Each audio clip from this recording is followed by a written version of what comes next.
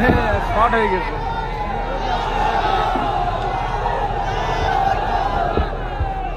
نحمده ونصلي على رسوله الكريم أما بعد أعوذ بالله من الشيطان الرجيم بسم الله الرحمن الرحيم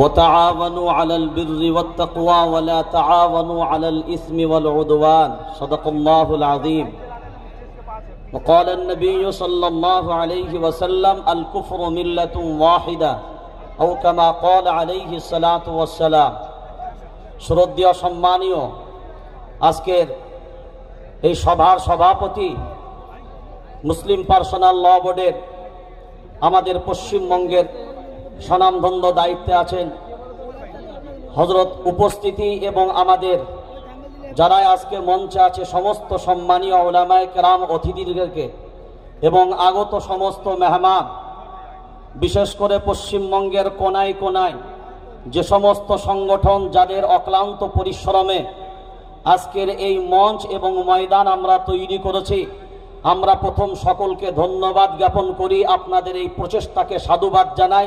আল্লাহ আপনাদের সকলকে উত্তম প্রতিদান দান করুক। প্রথম একটা কথা, যেহেতু মঞ্চটা কোনো বয়ান বক্তব্যের নয়, খুব সংক্ষিপ্ত সময়ে মূল কথাগুলো আপনাদের সামনে উপস্থাপন করা। প্রথম কথা হলো, আমরা পশ্চিমবঙ্গের প্রায় 3 কোটি জনসংখ্যা মুসলমান, ভোট দিই আপনার 40% মুসলমান, জনসংখ্যার নিরিখে 31% মুসলমান, 38,300 মতন গ্রাম, 35,000 গ্রামে মসজিদ, 1 লক্ষের মতন মসজিদের সংখ্যা, হাজার হাজার মাদ্রাসা, খারিজি মাদ্রাসা, এমএসকে মাদ্রাসা, সিনিয়র মাদ্রাসা, সরকারের মাদ্রাসা, তারপরে তবলিগ, ফুরফুরা, দেওবন্দি, বেরেলি, হানফি, শাফি, মালিকি, হাম্বলি, কাদরিয়া, চিশতিয়া, নকশবন্দিয়া, মুজাদ্দিদিয়া, মু'তাজিলা, খাওয়ারিজ, নজ্জারিয়া, জাবারিয়া, মুশাব্বিয়া, নাজিয়া, জামাত ইসলাম, আহলে হাদিস, আজানগাছি, পিয়ারডাঙ্গা, দলেরও অভাব নাই, মতেরও অভাব নাই।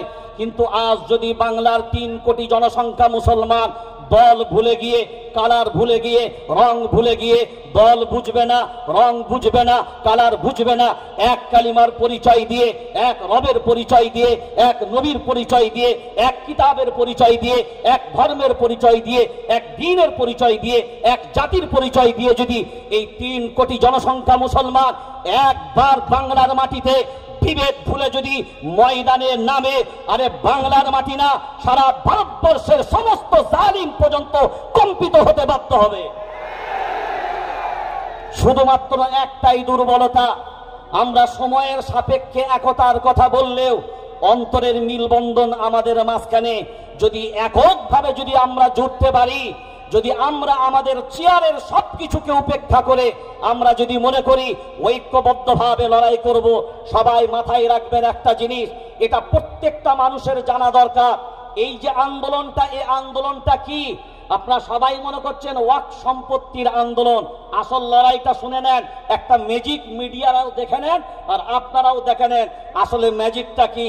আমার হাতে একটা রুমাল দিয়েছি, দেখেন, রুমালের উপরে মোবাইলটা রাখলাম, অর্থাৎ রুমালের উপরে মোবাইল।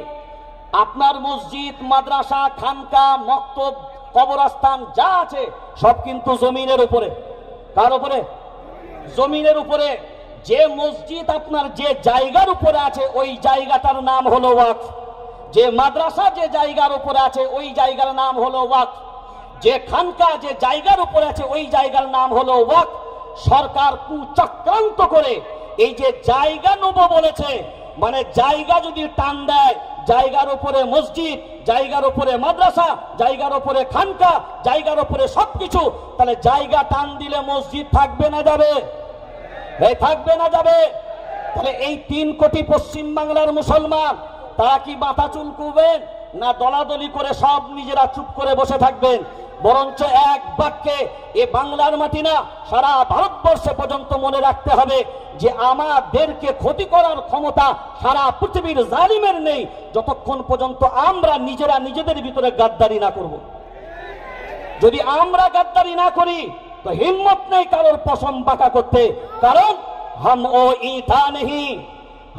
ईंटा नहीं जो दीवारों से टूट जाए, हम तो वो पत्थर है जो पहाड़ों से भी टकरा जाए फिर भी कोई पहाड़ नहीं जो हमें तोड़ सके। अरे हिंदुस्तान तो क्या दुनिया में भी किसी माई का लाल नहीं जो मुसलमान को मिटा सके। নারায়ে তাকবীর। এই ওয়াকফ কালাম আইন বাতিল করো, ওয়াকফ কালাম আইন বাতিল করো, ওয়াকফ বিল মানছি না, মানব না। এই মসজিদ মাদ্রাসার সম্পত্তি রক্ষা করতে আমরা লড়ছি, লড়বো। বাস এক কথায় আমরা যদি ঐক্যবদ্ধভাবে থাকি ইনশাআল্লাহ সাফল্য আমাদের অনিবার্য। কিন্তু কোন অবস্থায় আমরা যেন নিজেদেরকে নিজেদের মতো করে বিভেদ না করি।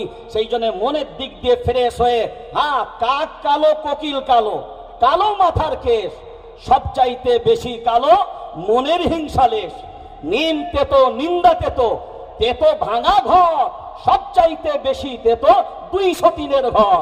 আরে চাকা গোল পয়সা গোল, গোল আলু গোল, সবচাইতে বেশি গোল মনের গন্ডগোল।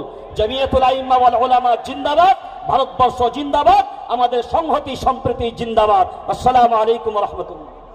শুকরিয়া। এখন আপনাদের সামনে বক্তব্য রাখছেন কলকাতা হাইকোর্টের আইনজীবী মুফাক্কিরুল ইসলাম।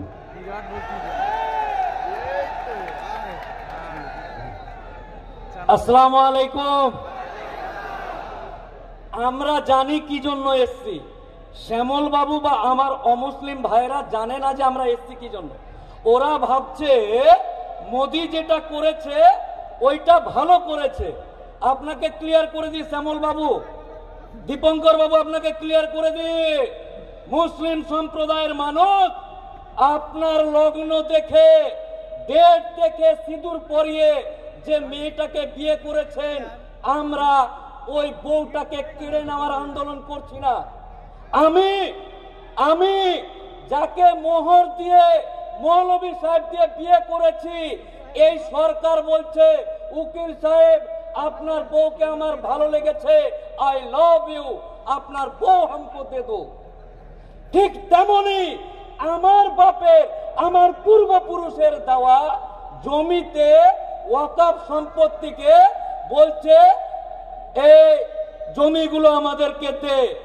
একটা উদাহরণ বলি, এই নতুন আইনে কি আনতে চাইছে, একটা 10,000 গ্রামের মুসলমান, 10 বিঘা কবরস্থান আছে, 10,000 মুসলমান, এদের যেটা বক্তব্য 10,000 মানুষ বছরে ওই গ্রামের মানুষ মরে 10টা বা 15টা, 10 বিঘা কবরস্থান রাখার কি দরকার আছে? মুসলমান সমাজ, আমার বাপ দাদুরা নবাবের ছেড়ে যাওয়া বংশধর, কবরস্থান নিব চাচাজি, আপনার জমি অনেক আছে, আমাদের এলাকায় কবরস্থান, যে কবরটাতে মাটি দিই জল উঠে যায়, আল্লাহ আপনাকে সম্পত্তি দিয়েছে, কবরস্থানের জন্য জমি দেন। বললো ঠিক আছে, যা নিয়ে নে।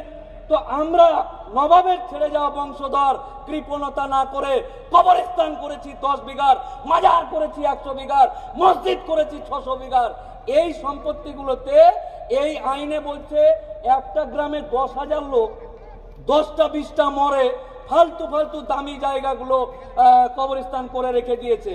আপনারা যেহেতু এক গ্রামে 10,000 মরে 4-5 জন বা 10 জন, 4 কাঠা ঘেরে নেন, আর বাকিটা সরকার নিয়ে ওখানে টোটো স্ট্যান্ড, গাড়ির বাস স্ট্যান্ড আর টোটো ভুটভুটি আর পানের দোকান খুলবে।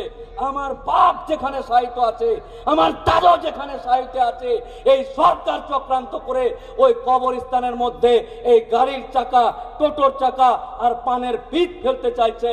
সাবধান, আজকেই দ্বন্দ্ব ভুলে ওয়াকফ সম্পত্তি এটা আমার বাপ তাদের মাথার ঘাম পায়ে ফেলে, যেমন আমরা কারো বইয়ের দিকে নয়, আমরা নিজের স্ত্রীকে বাঁচানোর জন্য, নিজের সম্পত্তি বাঁচানোর জন্য এই আন্দোলন করছি।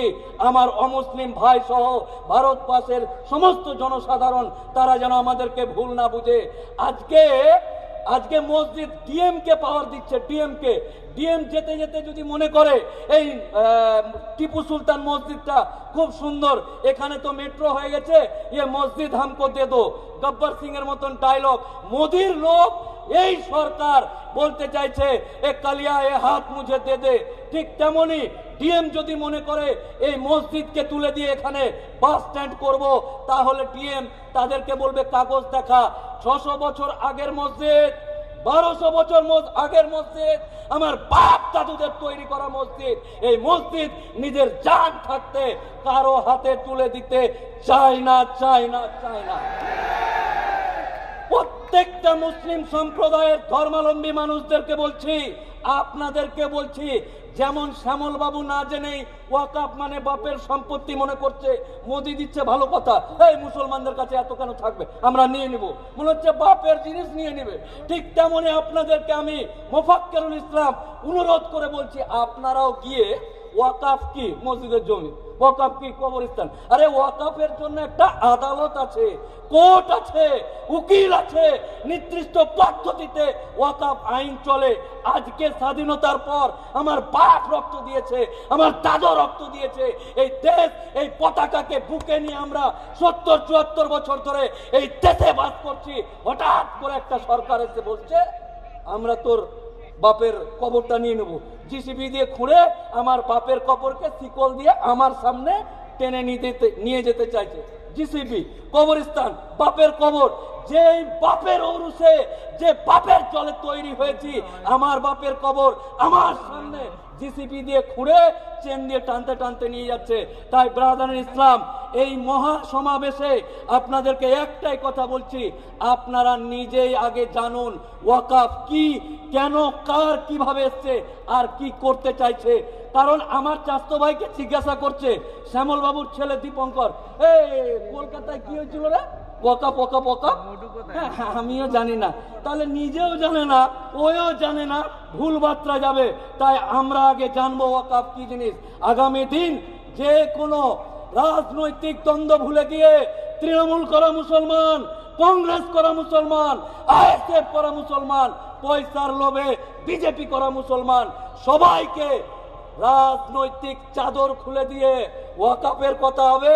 তৃণমূল থাক, কংগ্রেস থাক, সিপিএম থাক, আইএসএফ থাক, চল বাপের কবর বাঁচাতে হবে।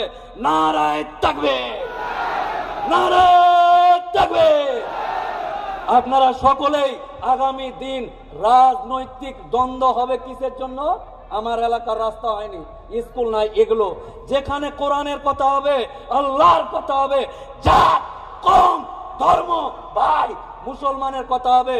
কোন রাজনৈতিক দ্বন্দ্ব ভুলে গিয়ে আমার যে সমস্ত দায়িত্বশীল ব্যক্তিরা আছে, যেখানে ডাকবে আপনারা উপস্থিত হবেন ইনশাআল্লাহ। কোন কাহিনী চলবে না, কোন কাহিনী চলবে না, এক কথায় লাভবাহিক বলে উপস্থিত হতে হবে। সবাইকে আমার ভালোবাসা, শুভেচ্ছা জানিয়ে মহান আল্লাহ তাআলা এই মানুষদের উপর, এই মুসলিম সমাজের উপর যেন আমাদের ভুলের কারণে রহমত না উঠে নেয়, মহান আল্লাহর দরবারে এই আরজি রেখে প্রত্যেকের সুস্বাস্থ্য কামনা করে আমি আমার বক্তব্য শেষ করছি। আসসালামু আলাইকুম ওয়া রাহমাতুল্লাহি ওয়া বারাকাতুহু। শুকরিয়া। আমাদের মধ্যে এইমাত্র উপস্থিত হয়েছেন কলম পত্রিকার সম্পাদক এবং রাজ্য মাইনরিটি কমিশনের চেয়ারম্যান জনাব আহমদ হাসান ইমরান সাহেব। আমরা আজকের এই সমাবেশের পক্ষ থেকে তাকে সাধুবাদ জানাই। এখন একজন মানুষকে মাইক্রোফোনে আহ্বান জানাবো, যার বক্তব্যের জন্য আপনারা অধীর আগ্রহে অপেক্ষা করছেন, অসুস্থ শরীর নিয়ে এসছেন, তার জন্য আমাদের দোয়া থাকবে। তো সেই মানুষকে অল ইন্ডিয়া সুন্নাতুল জামাতের সাধারণ সম্পাদক জনাব মাওলানা মুফতি আব্দুল মাতিন সাহেবকে আমি পোডিয়ামে আসার জন্য অনুরোধ করছি।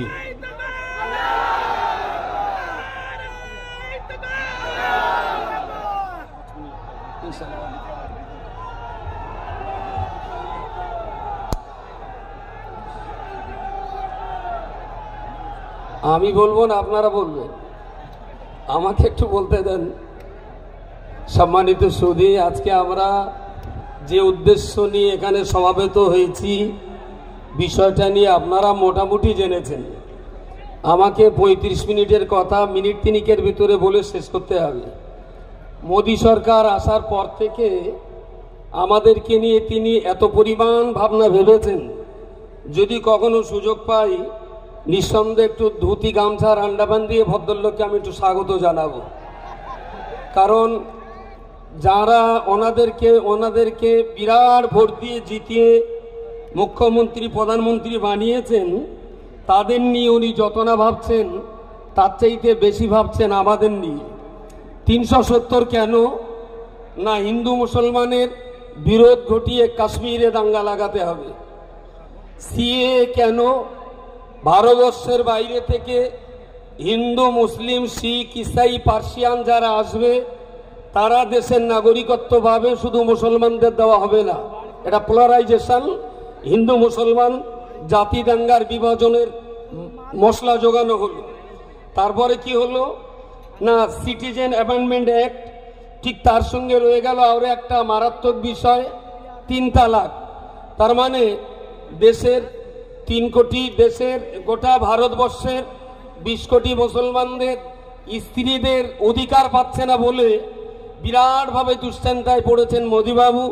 কারণ ভদ্রলোক নিজের স্ত্রীকে নিয়েও ঘর করতে পারেননি, এটা বড় লজ্জা। সারা দেশ বিদেশে বাইরে যখন যাই, যদি জিজ্ঞেস করে আপনাদের দেশের যিনি প্রধানমন্ত্রী তার বাচ্চা কাচ্চা করা, আমাদের বলতে হয় তিনি হাটকুড়ো, কিছু বলার নেই আমাদের। একটা স্ত্রী নিয়ে ঘর করার যার সুযোগ হলো না, দেশের মুসলমানদের স্ত্রীদের অধিকার দেওয়ার জন্য তিনি 3 তালাক আনলেন। আসলে এই বিষয়গুলো দিয়ে তিনি বারবার চাইছেন মুসলিমদের বিরুদ্ধে হিন্দু সমাজটাকে খেপিয়ে দিতে। হিন্দু আর মুসলমান যদি বিভাজন সৃষ্টি করা যায়, এটাই হলো তার এই মসনদে বসার পর থেকে সবচেয়ে বেশি সাধনা আর বেশি আরাধনা। আমাদের মাথা গরম করলে হবে না। তারা চাইছে হিন্দু আর মুসলমান বিভাজন করতে, আমাদের কিন্তু হিন্দু মুসলমানের ঐক্যবদ্ধভাবেই আমাদের থাকতে হবে। হিন্দু ভাইদেরকে স্মরণ করিয়ে দিতে চাই, মোদি অমিত শাহকে জিজ্ঞেস করুন দেশের জন্য মোদি পরিবার, অমিত শাহ পরিবার কি দিয়েছে। আমি বলছি আমার পূর্বপুরুষ দেশের জন্য আশফাকুল্লাহ খানকে ফাঁসির দড়িতে ঝুলিয়ে দিয়েছে। আমার পূর্বপুরুষ দেশের জন্য তাজমহল দিয়েছে। আমার পূর্বপুরুষ দেশের জন্য শীষমহল দিয়েছে। আমার পূর্বপুরুষ দেশের জন্য লাল কেল্লা দিয়েছে। আমার পূর্বপুরুষেরা দেশের জন্য কুতুব মিনার দিয়েছে। যারা দেশের জন্য কিছুই করতে যায়নি, যারা দেশের জন্য একটা প্রাণ দিতে পারেনি, প্রকাশ্য জনগণের সামনে দাঁড়িয়ে বলছি, আরএসএস যদি প্রাণ করাতে পারে, স্বাধীনতা সংগ্রামে একটা আরএসএস জীবন দিয়েছে, আমার কল্লা কেটে তার হাতে তুলে দেব। একটা প্রমাণ দিই যে আরএসএস বিজেপি দেশের জন্য প্রাণ দিয়েছে। আমরা দিয়েছি আশফাকুল্লাহকে, আমরা দিয়েছি খান আব্দুল গফুর খানকে, আমরা দিয়েছি শহীদ তিতুমিরকে, আমরা দিয়েছি আরো লাখো শহীদকে। দেশের জন্য আমরা মুসলমানদের জীবন বলিদান দিয়েছি। হিন্দু ভাইদেরকে বুঝতে অনুরোধ করব, এই ওয়াকফ আন্দোলনে আপনারা আমাদের পাশে আসুন। আমার বাড়িতে ডাকাতি পড়েছে, আমার মসজিদ, আমার মাদ্রাসা, আমার ঈদগাহ, আমার কবরস্থান তারা নিয়ে যাবে। আপনি আমার প্রতিবেশী, আমার বাড়িতে ডাকাত পড়লে আপনার অধিকার আছে ডাকাতির সঙ্গে লড়াই করে প্রতিবেশীর হক পাইয়ে দেওয়া, এটা হিন্দু ভাইয়ের অধিকার আছে। সুতরাং আমি হিন্দু ভাইদেরকে অনুরোধ, বিনয়ের সঙ্গে করজোড়ে নিবেদন করে বলছি, মুসলমানদেরকে ভুল বুঝবেন না। আপনাদের শত্রু নই, আমরা আপনাদের মিত্র নই, আমরা মিলেমিশে এখানে বসবাস করতে চাই। আপনারা আমাদের সঙ্গে আসুন, একই সঙ্গে মিলেমিশে আমরা ওয়াকফ সম্পত্তি উদ্ধার করি।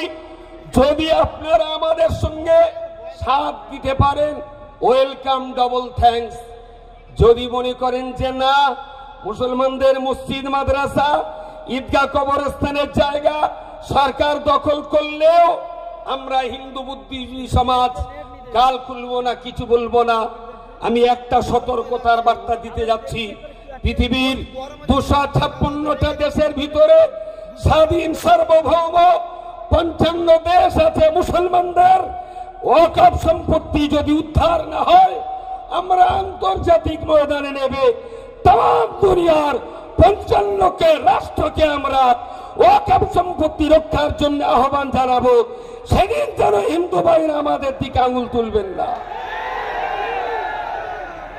আমরা এই ওয়াকফ নিয়ে দিল্লিতে মোদির পা চাটতে যাব না। আমরা ওয়াকফ নিয়ে মক্কা মুকাররমার ওয়ার্ল্ড মুসলিম লীগ অফিসে আমরা ধর্ণা দিয়ে ভারতবর্ষের সম্পত্তি, মুসলমানদের সম্পত্তি রক্ষার জন্য যাব। আমরা ওয়াকফের জন্য মমতার অমিত শাহর পা চাটতে যাব না। আমরা যেন যাব তুর্কির এরদোগানের কাছে, আমরা চলে যাব ইরানের নেতাদের কাছে, আমরা চলে যাব সৌদি আরব, লেবানন, ফিলিস্তিন, মরক্কোর প্রধানমন্ত্রীদের কাছে। সেই জায়গায় যদি ভারতের দরজা বন্ধ হয়, তার জন্য যেন আমাদেরকে দোষারোপ করবেন না। সুতরাং দেশের হাজার নয় লক্ষ লক্ষ হিন্দু ভাই যারা আমাদের সঙ্গে রয়েছেন, আমি তাদেরকে বলছি, আসুন, আপনার বাড়ি আগুন লাগলে নেবানোর দায়িত্ব যেমন আমার বাড়িতে আগুন লাগলেও লেবানোর দায়িত্ব আপনার আছে। সুতরাং আসুন, মিলেমিশে আমরা কাজটা করি। ছোট্ট শেষ কথাটা না বললে নয়। আমাদের গাঁ গ্রামে প্রচার শুরু হয়েছে যে মুসলমানদের ওয়াকফ সম্পত্তি কেড়ে নিয়ে মোদি অমিত শাহরা হিন্দুদের মাঝখানে বিতরণ করে দেবে। ছোট্ট কথাটা না বললে নয়।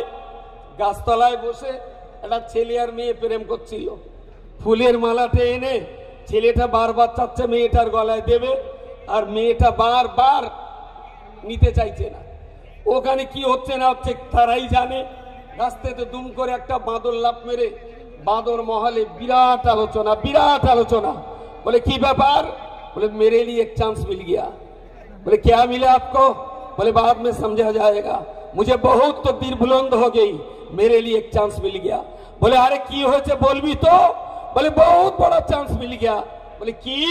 बोले गाছের গোড়ায় ছেলেটা মেয়েটার গলায় বিবাহের মালা পরাতে যাচ্ছিল, মেয়েটা বলেছে তোরে বিয়ে করার চাইতে বাঁদরের সঙ্গে বিয়ে করব। বাঁদর তাই নিয়ে মাথা খারাপ, বলছে এরকম সুন্দরী মেয়ে আমার সাথে বিয়ে করবে। যারা ভাবছেন এই সম্পত্তি নিয়ে বিতরণ করে ভোগ দখল করবেন, মাটি ছেড়ে দিয়ে আপনারা গাছে বসবাস করুন, এটা কখনো হতে দেব না আমরা। আসসালামু আলাইকুম।